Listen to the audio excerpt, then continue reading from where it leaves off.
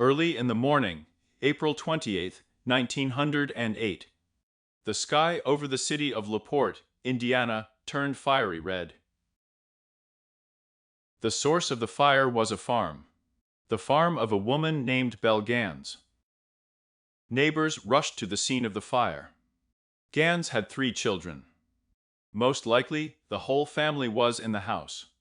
However, despite all the neighbors' efforts to get inside and wake up the residents, no one left the house. The whole house burned down.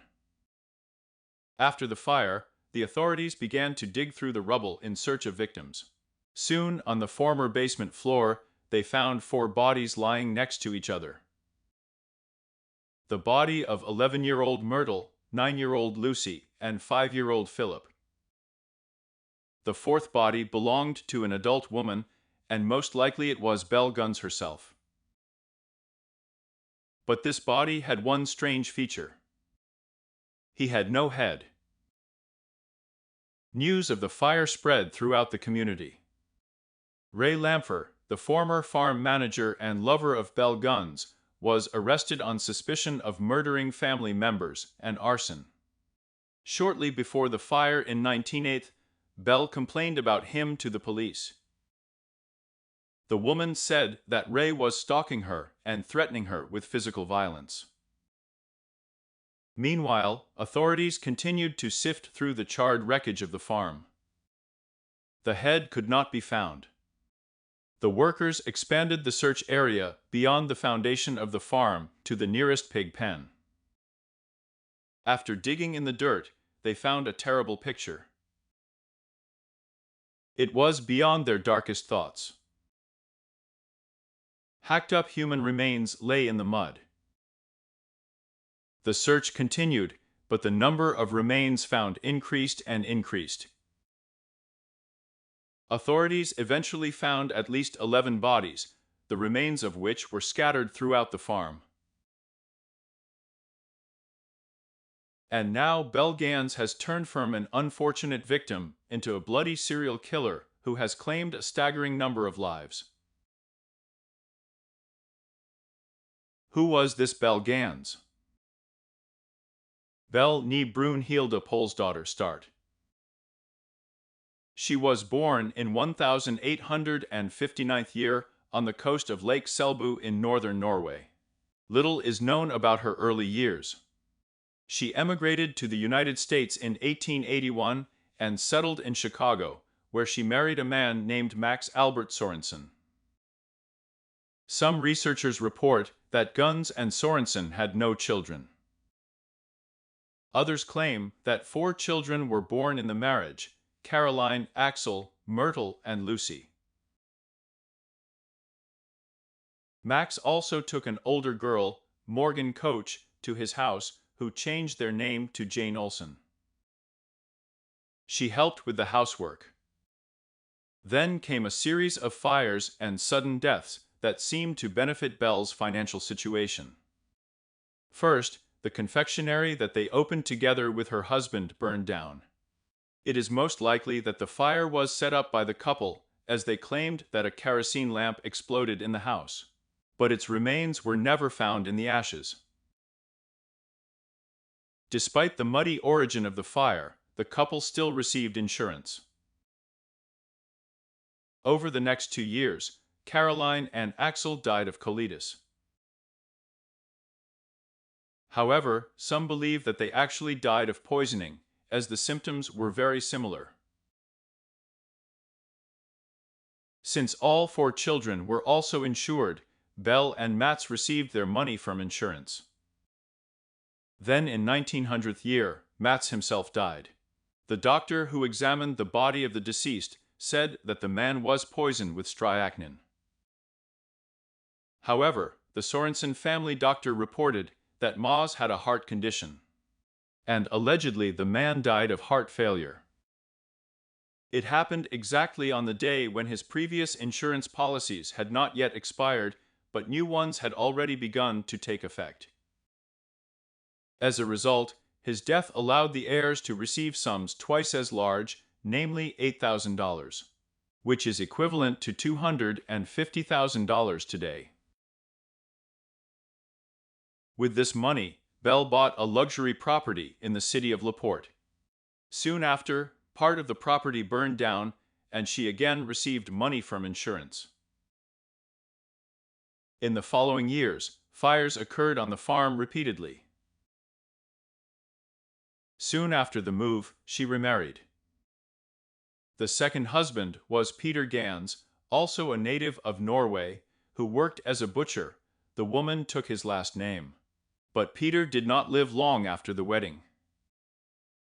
Peter had 2 daughters from a previous marriage. However, a week after the wedding, the youngest died under unclear circumstances. At the same time, only Belle was in the house with her. Peter himself died in 1900 as a result of a fall on the head of a meat grinder. As a result of this accident, the woman received $3,000 in insurance. At the same time, Peter's eldest daughter Jenny began to tell the school that her stepmother was a murderer, who killed her husband and adopted daughter. This statement reached the police, and Belle was questioned. However, she said that her stepdaughter's imagination was playing out against the background of her father's tragic death. After this incident, Jenny did not disappear. Belle answered all the questions that she sent the girl to study in California. Twice widowed, Belle began to manage the farm on her own, hiring workers who could meet all her needs. One of these workers was Ray Lamfer. Gans began placing ads in newspapers written in Norwegian. She submitted an ad to the dating section of a visiting widow who owns a large farm in one of the best areas of LaPorte County, Indiana, wants to meet a gentleman equally good in order to connect their destinies. Responses to the letter are not considered unless the sender wishes to follow the response during a personal visit. As it has now become known, this advertisement was a trap. Many of the suitors who responded to the ads were killed. It seemed to the residents of Laporte that Brunhild had many suitors. She was considered a beautiful woman with blonde hair, a snow-white smile, and a solid build. There was a keen interest in the system by which Gans set her traps. The federal government closely followed the ads in the newspapers, and the press published everything it could find. The editor of a Norwegian newspaper has preserved the text of Belle's latest advertisement. The indefatigable woman launched a new campaign in March of 1908, announcing to the world the following wanted. A woman who owns a perfectly located and expensive farm needs a good and reliable companion. It takes a little of his cash, which will be completely safe. This announcement was aimed at attracting good and reputable farmers. This ad attracted Carl Peterson. When the Hans system was printed on the front page, he delivered a letter received. It was dated April 14, 1908. Just 2 weeks before the fire. It said, as many as 50 responses were received to this ad. I chose the best ones, and yours is one of them. My idea is to find a partner that I can trust in everything. Since we are not personally acquainted, I decided that every candidate who suits me should make a cash deposit or a deposit. I think this is the best way to scare off crooks, since I already have experience interacting with them. If you think you can deposit $1,000 in cash, we will be able to discuss this issue in person. If you can't, then maybe you should think about it. I wouldn't treat you like an employee, because I'm already tired of all this and need a little rest in my house next to my children.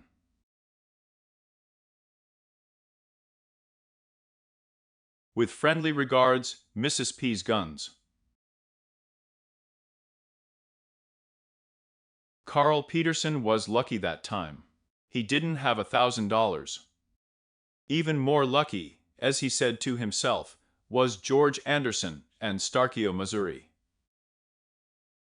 As he told the press, he responded to a previous ad. He liked the lady's answers, and he decided to go to Porte to personally inspect everything. On the second day of his stay at the farm, Gunness asked him directly how much money he had brought. The man had only $300, but he had a big farm in Missouri. Belle told him to go to Missouri, sell the farm, and come back with the money. That night, in the wee hours of the morning, Mr. Anderson woke up abruptly. Mrs. Gaines was standing over his bed. When he spoke to her, she ran away. The man was very scared. He immediately dressed and left the farm. Then he did not tell anyone about his adventure, because he thought that they would only laugh at him. Some wondered if he should have been so worried. They noted that Ole Butzberg was at Belle's farm in complete safety until he sold his farm. Thinking about the pigsty, Mr. Anderson was still shuddering from his recent escape. He remembered how 11-year-old Myrtle, the daughter of the owner of the farm, looked at him as if he was a doomed man. She looked at me with regret, and when I looked at her, she turned pale like a sheet. Frank Ridinger, from Delafield, Wisconsin, also visited Mrs. Gunness. Shortly after he left for the farm, a letter came from him. But it wasn't written by his hand. It said he had decided to go west. When the terrible secret of the pigsty was revealed, those who were looking for a man immediately understood everything, and lost hope of seeing him alive. In fact, Ridinger left Porte in one piece and even had to file a lawsuit to prove that he was alive, and could still claim his property. People all over the country were sure that the missing relatives ended up in a pigsty.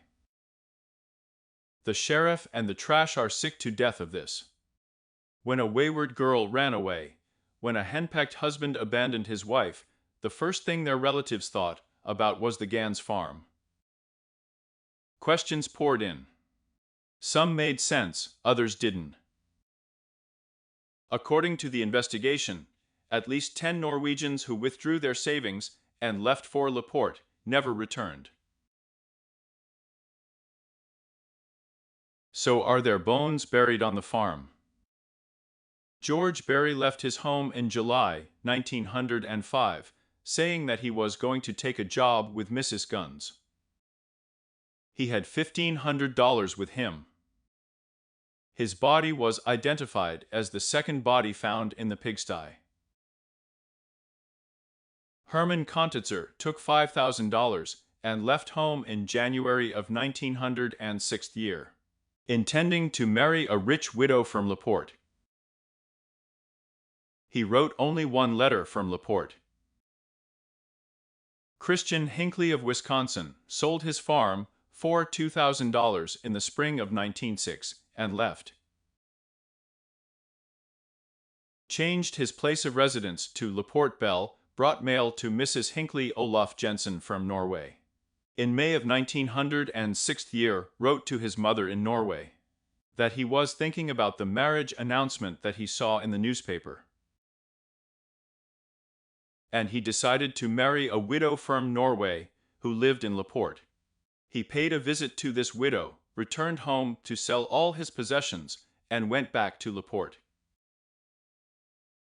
No one saw him again.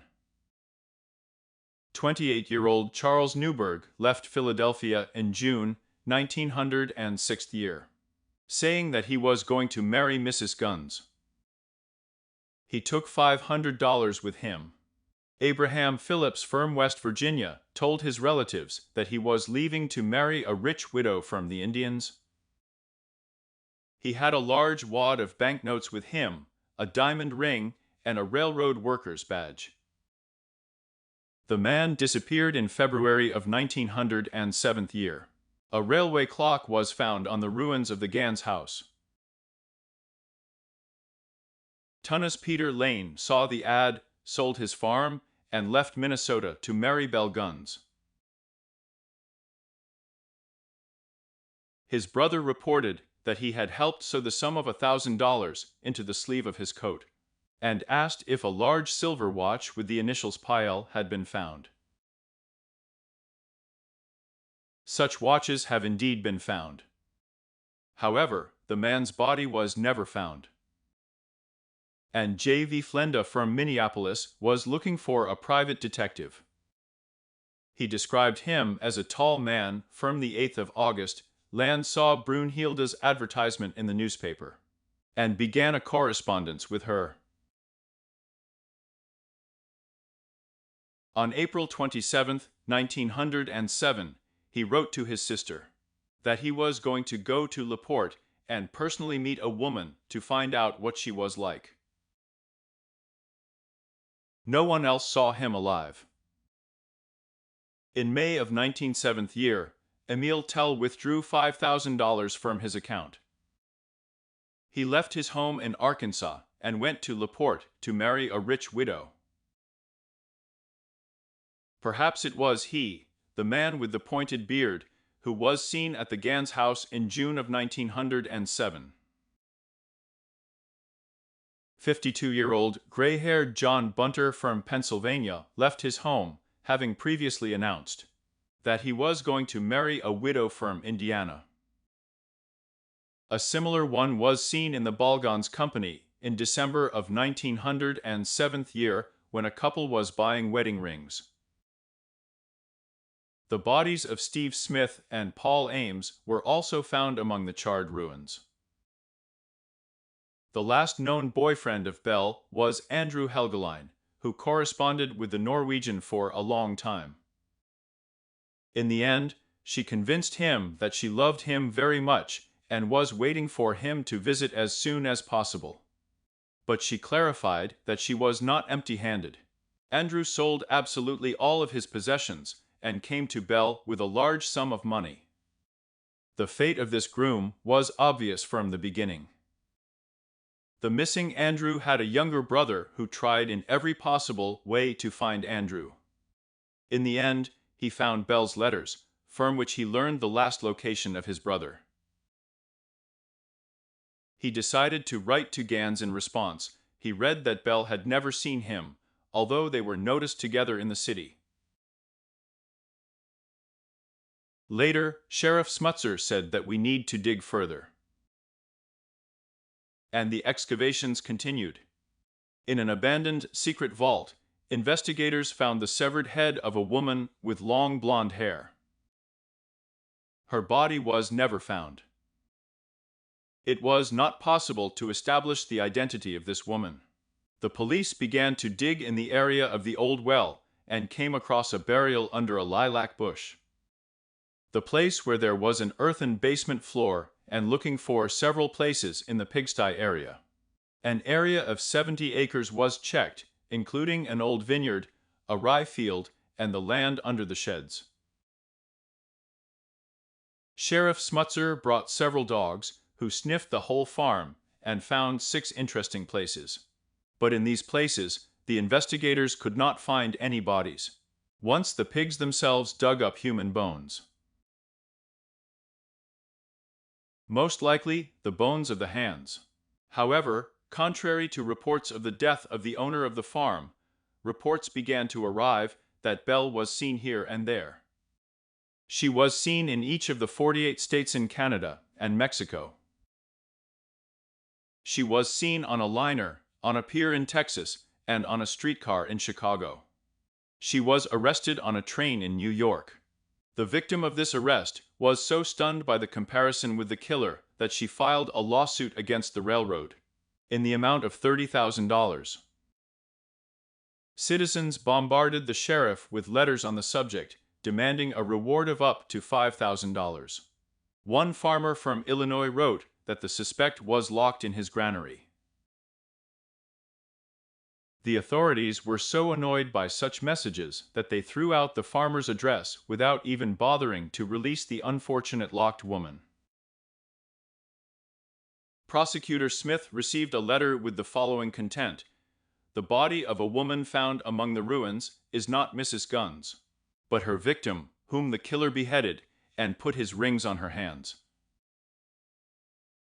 She had two assistants, one of whom took the woman to Valparaiso in the evening, where she took the train to New York. The second assistant was Ray Lampher, who set fire to her house in the morning. For this dramatization, each of them received $1,000. Currently, Mrs. Gaines is masquerading as a man. Signature: Your Traveler." As a result, Ray Lampher was sentenced to 20 years. To mitigate his punishment, Ray said that Belle was a serial killer who killed all her husbands, children, and boyfriends. Many of the bodies were hacked up, and subsequently some were burned, and most were fed to pigs. In these cases, Ray helped the woman because he had feelings of love for a Norwegian. Lampher claimed that Belle found a woman who looked like herself and killed her. She hid the decapitated female body in the basement, putting her statutory jaw next to it. In his testimony, Ray said that Belle had killed about 40 people. They searched for her for a long time and unsuccessfully. But all over the USA, information flashed here and there that she had been seen. It was especially claimed that in 1931, Belle lived alone in Mississippi. Of course, people also disappeared in places there were decapitated corpses. She became a legend of American criminal folklore as a Bluebeard woman. It was never discovered. And the investigation disagreed. Did she really run away, or was she killed by Ray Lampher after all?